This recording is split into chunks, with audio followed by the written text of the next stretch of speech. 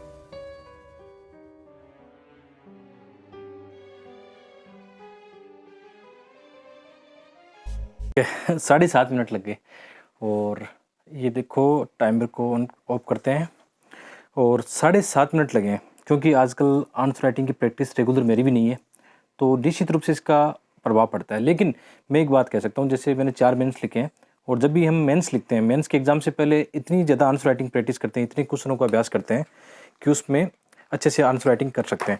अब ये देखो, ये आपको आंसर राइटिंग दिख रही होगी। हो सकता है आप में से बहुत सारे एस्पिरेंट को ये लगे कि यार राइटिंग गंदी है, लेकिन एक बात मैं दावे के साथ कह सकता हूँ, चाहे घर पे बैठ के किसी की भी राइटिंग कितनी अच्छी क्यों ना हो, लेकिन जब वहाँ 3 घंटे में आप 20 क्वेश्चन करते हो, यदि आप ऐसी राइटिंग में लिख पाते हो, यार ऐसी राइटिंग ने मुझे 3 बार इंटरव्यू कॉल करवाया मेरा और मेंस में 821 मार्क्स भी दिलाए, सेम ऐसी राइटिंग ही रहती है। और जब हम नोट्स बनाते हैं तो वो सुंदर अक्षरों में बनते हैं, अलग मॉडल आंसर बनते हैं, वो अलग से बनते हैं। लेकिन जब क्वेश्चन लिखते हैं, बेस्ट प्रैक्टिस करते हैं, तो यही तरीका होता है। और मैं एक चीज़ पूर्ण विश्वास के साथ कह सकता हूँ, यदि ऐसा क्वेश्चन मैं यूपीएससी के एग्जाम में लिख के आता हूँ तो 10 में से 6 नंबर मुझे मिलने वाले हैं। मैं इस चीज़ पर मुझे विश्वास है, क्योंकि एथिक्स में 126 मार्क्स आ चुके हैं, एक बार 105 आए थे। तो इन क्वेश्चन के जो मुझे मार्क्स मिले उनका यदि मैं पैटर्न देखूँ तो ये पैटर्न नज़र आता है कि मैं आराम से मतलब इस क्वेश्चन में 5+ मार्क्स ला सकता हूँ, 6 मार्क्स ला सकता हूँ। पहले आ चुके हैं 2 बार अच्छे मार्क्स, इसलिए ये बात बता रहा हूँ। तो अब एक बार देखते हैं कि क्या इसमें कमी है, क्या अच्छाई है, उसको देखते हैं। वैसे अच्छाई की ओर जाना चाहिए, अच्छाई ज़्यादा है इसमें, ठीक है, इतना तो विश्वास होना चाहिए। सबसे पहले क्या करना चाहिए, जैसे इसका चेक करते हैं इसको कि इसमें क्या होना चाहिए कि हमने क्वेश्चन की डिमांड को पूरा किया या नहीं किया। क्वेश्चन आपके सामने दोबारा से दिखा देता हूँ कि क्वेश्चन की डिमांड क्या है कि नियम विनियम समान है, लेकिन अंतर कहाँ पे आ रहा है, एक सिविल सेवक की किसमें अभिवर्ती में अंतर आ रहा है। तो इसमें देखो क्वेश्चन कहाँ से, नियम विनियम से भी है, सिविल सेवकों की सोच यानी मनोवर्ती अभिवर्ती से भी इसमें क्वेश्चन जुड़ा हुआ है। साथ में मतलब ये भी जुड़ा हुआ है कि नियम विनियम की यदि मतलब सही व्याख्या होती है, सही से चीजें काम करती है, तो इसमें गुड गवर्नेंस भी जुड़ा हुआ है। कैसे सिविल सेवक गुड गवर्नेंस के लक्ष्य हासिल कर सकता है, या दूसरी तरफ कहीं ना कहीं जो खराब गवर्नेंस है वो भी साथ में दिखाना होगा नेगेटिव के साथ में। तो आपके पास क्वेश्चन की आयाम और डिमांड समझने के लिए ये चीजें थी सामने। अब हम चेक करते हैं कि इंट्रोडक्शन पार्ट हमने पूरा किया नहीं किया। एथिक्स में एक बात ध्यान रखना, इंट्रोडक्शन पार्ट में आप क्या लिखोगे, क्वेश्चन में एथिक्स की कौन सी शब्दावली या कौन सी सिलेबस से क्वेश्चन पूछा गया उसके इर्द गिर्द आप उसको इंट्रोडक्शन में लिख सकते हो। जैसे इसमें नियम विनियम है, तो नियम विनियम क्या है, नैतिक मार्गदर्शन के स्रोत हैं जो सिविल सेवकों के निर्णयों व कार्यों का मूल्यांकन करते हैं। सबसे अच्छी बात क्या है, जैसे आप किसी नैतिक दुविधा में रहते हो, आपको कोई डिसीजन लेने में दुविधा हो रही है, तो वहां पे नियम और विनियम आपको गाइडलाइन करते हैं, ठीक है, सबसे अच्छे दिशा निर्देश देते हैं। और एक तरह से इनको ये भी कह सकते हैं कि ये आपके सिविल सेवक के नैतिक मार्गदर्शन के भी स्रोत हैं। तो बहुत स्पष्ट है, नियम कानूनों में चीजें लिखी रहती है, बाद में आपका व्यक्तित्व कैसा है उसके हिसाब से आप डिसीजन लेते हो। आप यदि नैतिक व्यक्ति हो तो नैतिक डिसीजन आएंगे, यदि आप अनैतिक हो या आपके जो आपका लालच आप पे हावी है तो फिर डिसीजन आपके खराब होंगे, परिणाम भी उनके अलग होंगे। और आगे हमने ये भी बता दिया कि नियम विनियम सभी सिविल सेवकों के लिए समान होते हैं, लेकिन अंतर कहाँ पे आ रहा है, कार्य दक्षता जो चीजें हैं उनमें अंतर कहाँ पे आ रहा है, उनकी अभिवृत्ति सोच और अभिरुचि पर अंतर में आ रहा है। आपको पता है हमारे सिलेबस में अभिवृत्ति और एटीट्यूड और एप्टीट्यूड दोनों चीजें लिखी हुई है, तो इन पे अंतर आता है कि किसी का हो सकता है स्किल कमजोर हो, किसी की बौद्धिक क्षमता कमजोर हो तो उसको बोलते हैं अभिरुचि, और किसी का एटीट्यूड अपनी जो ओपिनियन है वो कैसी हो, पॉजिटिव या नेगेटिव, उस पर डिपेंड करता है।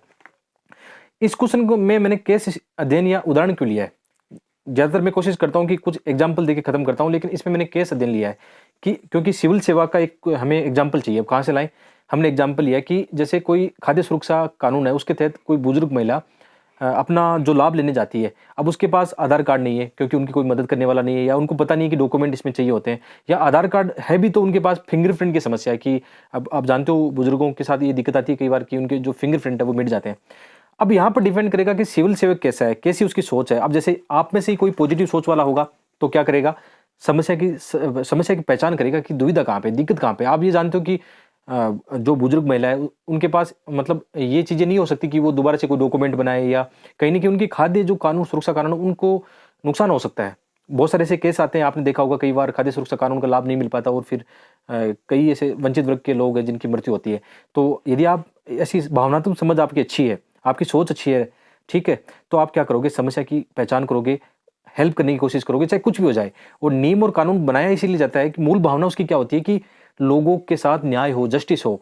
तो ये कैसे हो पाएगा, ये आप जो काम करते हो ना नैतिक काम, उसकी वजह से होगा। तो आप क्या करोगे, समस्या का समाधान निकालोगे, चाहे उसके लिए आपको कुछ भी करना पड़े, चाहे आपको किसी की हेल्प लेनी पड़े, डिपार्टमेंट को कुछ बोलना पड़े, कोई ना कोई आप है ना अच्छे रास्तों से नियम और विनियमों को ध्यान में रखते हुए कोई ना कोई आप क्या करोगे, समाधान निकाल के योजना का लाभ दोगे और बुजुर्ग महिला की समस्या का समाधान कर दोगे।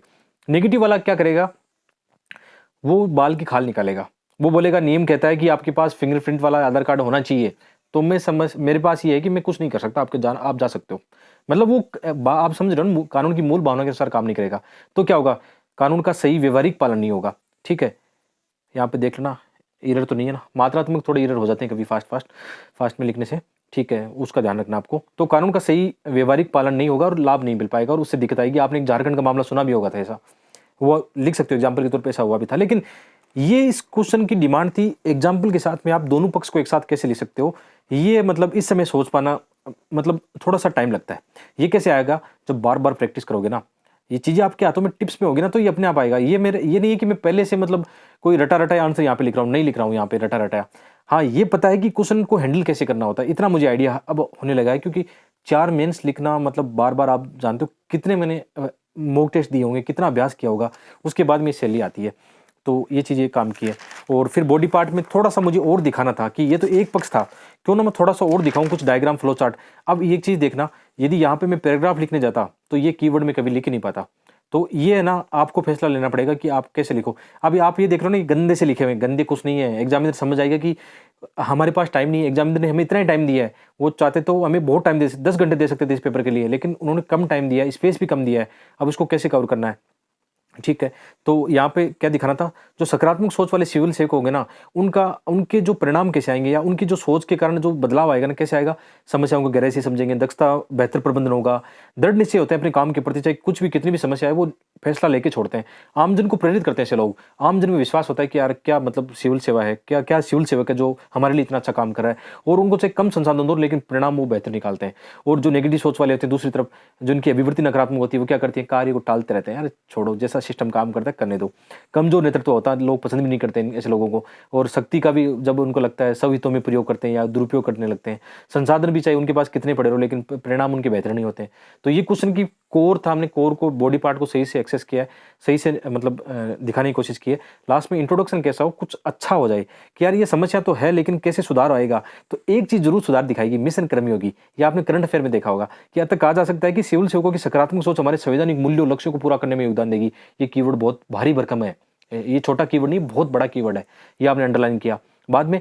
लेकिन कैसे होगा, हम मिशन, हमारी सरकार मिशन कर्मयोगी लेकर आई है, इस दिशा में सकारात्मक प्रयास। मिशन कर्मयोगी क्या करेगा, जो ऐसे सिविल सर्वेंट होंगे नेगेटिव माइंडसेट वाले, उनको समय से पहले जाओ भाई घर पे जाओ, इनको सुधार करेंगे, प्रशिक्षण सुधार आएगा। तो ये चीज़ें बता सकते हो। तो ये आप कमेंट करके बताना। मैं तो अपने आंसर को 6 नंबर दे रहा हूँ। मुझे तो अपने विश्वास है कि ऐसा आंसर यदि एग्जाम में लिखता तो 6 नंबर लेके छोड़ता, क्योंकि पहले ला चुका हूँ, साबित कर चुका हूँ। ठीक है, बाकी आपकी राय, ओपिनियन मायने रखती है, क्योंकि हो सकता है आपकी नज़र में आंसर अप्रोच गलत हो सकती है, तो उस पर भी विचार करेंगे। कमेंट करके बताओ तो सही एक बार अपनी ओपिनियन। ठीक है, कमेंट करके जरूर बताना कि कैसे आज आंसर लिखा। नंबर मत देना, मार्क्स की कोई तो मजाक करता हूँ कि 6 नंबर मिल जाते हैं। ठीक है, लेकिन इतना विश्वास खुद पर, इतना प्राउड होता है तो कॉन्फिडेंस तो आपको आगे ले जाएगा। और मुझे अपनी मेंस के एग्जाम में हमेशा कॉन्फिडेंस रहता है। ठीक है, इस बात को लेकर कि मैं अच्छा लिखता हूँ, ठीक ठाक लिखता हूँ मतलब। और साथ में जो अभी हमने बीच में कुक एफएम की बात की थी ना, जरूर देखना यार, मतलब आपके आंसर में कहाँ से इतनी क्लियरिटी आएगी, कहाँ से इतने एग्जाम्पल लाओगे एथिक्स के, ऐसे के अच्छे, आपको जो फिलोसफिकल थिंकर है, फिलोसफिकल आइडियाज वो आपको चाहिए होंगे। तो लिंक वीडियो को डिस्क्रिप्शन दिया कि कुछ नहीं यार, मतलब 200 से कम रुपए में 10,000 से अधिक ऑडियो बुक आप एक्सेस करोगे। इससे अच्छा क्या होगा। मैं तो ये चाहता हूँ कि मेरा जो विद्यार्थी है, हर के मोबाइल में ये कुक एफएम का मतलब ऐप होना चाहिए, ताकि जब भी समय मिले, मतलब बिना टाइम खराब के अच्छी चीज़ें यहाँ से सुन पाए। और साथ में आप मेरा कोड इस्तेमाल करना ना भूलना। मेरा कोड है DJ50। यदि आप ये इस्तेमाल करते हो तो वैसे तो इनकी प्राइस 399 रुपये होती है, लेकिन आपके लिए जो फर्स्ट 250 यूज़र है उनके लिए एक ऑफर चल रहा है। मतलब 199 रुपये में आप साल भर यहाँ से जितनी भी ऑडियो बुक है एक्सेस कर सकते हो। बहुत बहुत धन्यवाद।